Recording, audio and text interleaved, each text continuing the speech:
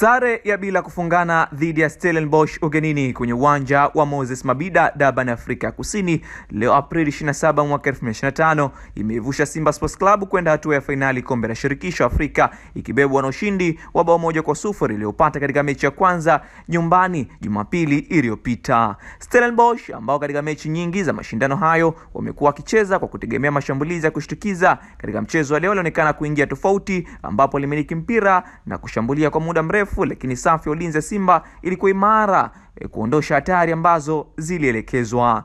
Katika mchezo huo kulikuwa na matukio mawili makubwa ambayo yalimlazimisha refa Mahmoud Mohamed Aed Mansour kutoka Misri kwenda kutazama marejeo kupitia teknolojia ya video ya usaidizi kwa marefa VAR na kulazimika kubadilisha uamuzi wa awali.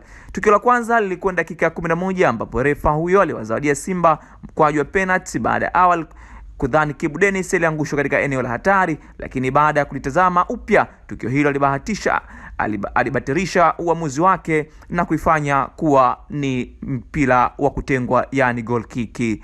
La pili lilikuwa dakika ya 78 ambapo Genino Palace alifungia bao la Stellenbosch, lakini mwamuzi Mansour alibatilisha baada ya kujiridhisha kuwa kulikuwa na tukio la kutokea wakati bao hilo linatengenezwa. Stellenbosch kuongeza kasi ya mashambulizi, Simba ilionyesha uimara katika kujilinda na ikiwanyima wapinzani wao fursa ya kufunga bao hadi filimbi ya mwisho ilipopulizwa.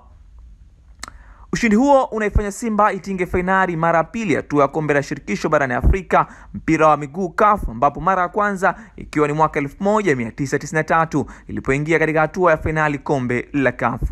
Kwa kombe la shirikisho Afrika, Simba ni timu ya pili kuingia hatua hiyo ya fainali, ya kwanza ikiwa ni Yanga iliyoifanya hivyo katika msimu wa mwaka 2022-23. Katika hatua ya fainali Simba itaanzia ugenini na itamaliza nyumbani. Kwenye mechi ya leo Simba ilifanya mabadiliko kwa kutoa Steven Mukwala, Jean Shaza Ahua, Eli Mpanzu na Mohamed Hussein, ambao nafasi zao zilichukua Deborah Fernandez, Valentino Nauma, Leonel Ateba na Che Malon Fondo. Stellenbosch iliwatoa Genino Chumani, Butsaka, Komoto Lekolane, Enyinana, Godswili, Sile Nduli, ambao nafasi zao zilichukuliwa na Lesiba Nku, Chausin Filande, Salane Bans na Genino Palace.